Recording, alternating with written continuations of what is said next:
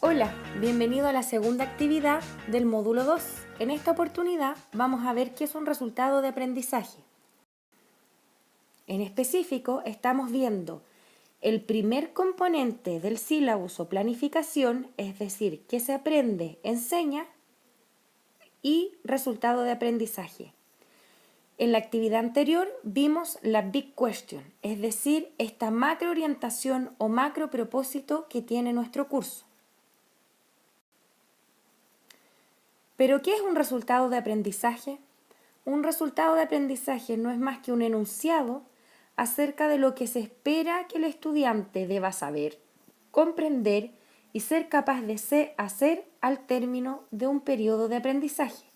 En específico, normalmente este periodo de aprendizaje es la asignatura. Asimismo, este enunciado nos da una pista de cómo se puede demostrar este aprendizaje. Otra definición de resultado de aprendizaje es una descripción explícita acerca de lo que un estudiante debe saber, comprender y ser capaz de hacer como resultado del aprendizaje. Ejemplos de resultados de aprendizaje. Por ejemplo, formula el diagnóstico nutricional a partir de la valoración antropométrica, la anamnesis y la integración de datos clínicos para establecer el estado de salud de una persona. De otra disciplina, analiza el hecho arquitectónico y sus magnitudes desde el punto de vista espacial del habitante a través de instrumentos gráficos y orales para establecer categorías de observación propios de la disciplina. Si se fijan, estos ejemplos nos dicen específicamente qué es lo que debe hacer el estudiante, es decir, formular el diagnóstico nutricional, nos dice el estándar en base al cual éste lo debe hacer, es decir, a partir de la valoración antropométrica y la anamnesis y la integración de datos, y además nos establece una finalidad, el para qué hace el estudiante esto, y es para establecer el estado de la persona. Si se fijan, este enunciado también nos permite dar una pista respecto de cómo vamos a evaluar al estudiante.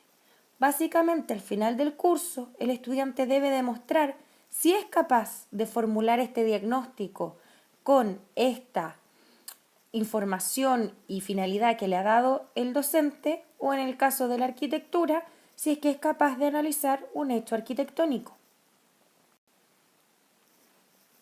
Pero ¿cómo redactamos este resultado de aprendizaje? Aquí les vamos a enseñar una fórmula bastante sencilla y que la van a poder aplicar en esta actividad. Si se fijan, un resultado de aprendizaje está compuesto de un verbo, un objeto, una condición o estándar y una finalidad, así como lo vimos en los ejemplos anteriores. El verbo tiene que ver con cómo el estudiante va a movilizar este objeto. El objeto tiene que ver con qué debe saber el estudiante. La condición, bajo qué condiciones disciplinares, profesionales o contextuales debe movilizar este objeto que determinamos.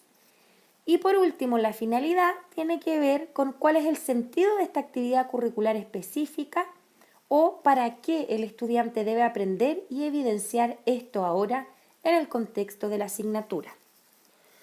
Pero para poder elaborarla, no la vamos a elaborar en el mismo orden que se presenta, ya que por experiencia es mucho más fácil identificar primero el objeto, es decir, qué debe saber el estudiante. En el caso, por ejemplo, de los ejemplos que vimos anteriormente, tenían que ver con hechos históricos o diagnósticos nutricionales. Entonces, vamos a determinar qué debe saber y luego cómo va a movilizar ese objeto el estudiante, ya que a un mismo objeto podríamos tener distintos verbos y ese verbo nos va a indicar el qué debo hacer con ese objeto y, por tanto, a medida que el verbo sea más complejo, más compleja la acción que debe realizar el estudiante. Luego de eso, veremos bajo qué condiciones debe hacerlo y cuál es la finalidad para que esto tenga sentido en relación a la asignatura.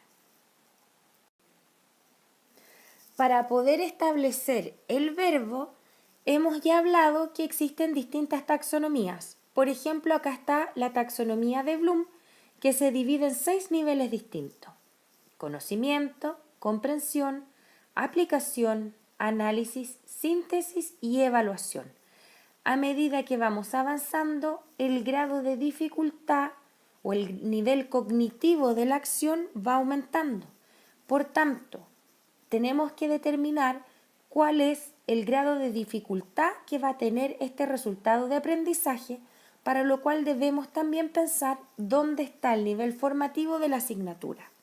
Si se fijan, a nivel de conocimiento, los verbos utilizados están en términos de definir, de describir, de determinar, enumerar.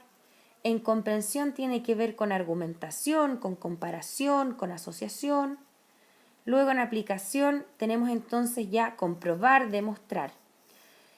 A veces sentimos tentados de poner más de un verbo en un resultado de aprendizaje. Y ahí la recomendación es siempre usar el que sea de nivel de complejidad mayor. Porque si es que voy a tener que, por ejemplo, demostrar algo, para eso necesariamente voy a haber tenido que poder asociar ideas y quizás describir el fenómeno. Por tanto, cuando estoy en el nivel de aplicación, el estudiante ya ha tenido que movilizar estos niveles anteriores. Otro ejemplo es que podemos escribir más de un resultado de aprendizaje por asignatura y los podemos hacer incrementales en términos de nivel de dificultad, es decir, partir por conocimiento, luego seguir por comprensión. Si estamos quizás en niveles finales de la formación, nos vamos a centrar más en verbos que estén con capacidad de síntesis o con capacidad de evaluación.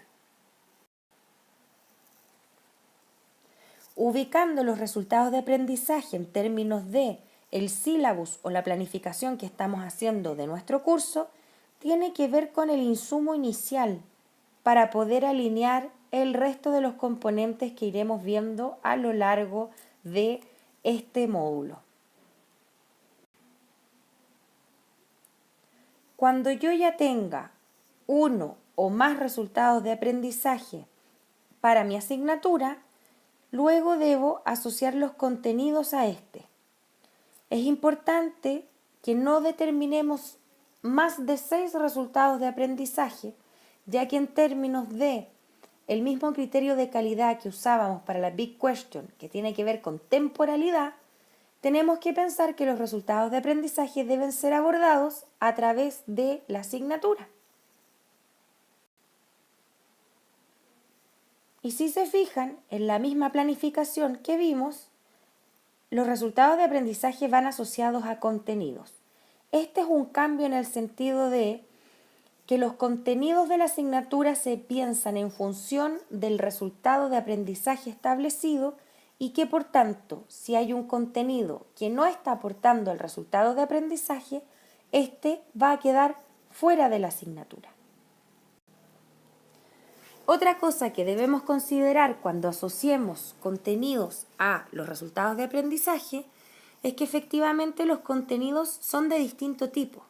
Tenemos contenidos conceptuales o declarativos que tienen que ver con declarar cosas en unidades de información, es decir, datos, hechos, sistemas. Esto está asociado a procesos tales como nombrar, reconocer, identificar, comprender. Si se fijan, tiene una pista en relación a la taxonomía o el nivel de complejidad de los verbos que utilizamos para los resultados de aprendizaje. Otro tipo de contenido tiene que ver con el procedimental. ¿Qué quiere decir esto? Que es una serie de acciones mentales o psicomotoras en algunos casos que se establecen en función de una meta preestablecida. Estos están más asociados al saber hacer, lo que implica uso y aplicación. Estos tienen procesos mentales asociados que tienen que ver con clasificar, comparar, utilizar, aplicar, analizar, entre otros. Si se fijan, están un nivel más arriba en términos de los procedimientos. Por último, tenemos los contenidos que son actitudinales o valorativos, que tiene que ver con disposiciones que tiene el estudiante para poder enfrentar una determinada tarea o poder interactuar en términos de personas, situaciones o acontecimientos. Esto tiene que ver con procesos mentales a nivel cognitivo, afectivo y conductual. Por ejemplo, ser honesto en el manejo de la contabilidad. Cuando tengamos ya nuestros resultados de aprendizaje, para poder asociar los contenidos a esto, hay algunas preguntas clave de diseño. Por ejemplo, y ya lo decíamos, ¿qué contenidos son los requeridos para que el estudiante logre desempeñar el resultado de aprendizaje? ¿Son estos contenidos propios del nivel formativo? ¿De qué tipo o naturaleza son los contenidos que requerimos para poder cumplir con ese resultado de aprendizaje? Al final del proceso de inferencia de los contenidos, ¿son estos suficientes para poder dar cobertura, profundidad y pertinencia a la asignatura?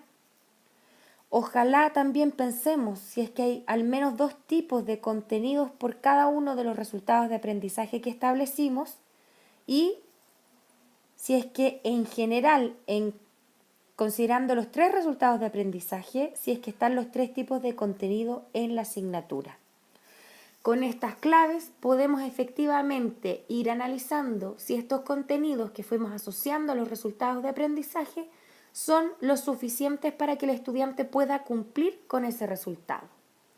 Lo que queda ahora entonces es que tú como docente puedas pensar en los 3 a 6 resultados de aprendizaje de tu asignatura y puedas asociar los contenidos a este.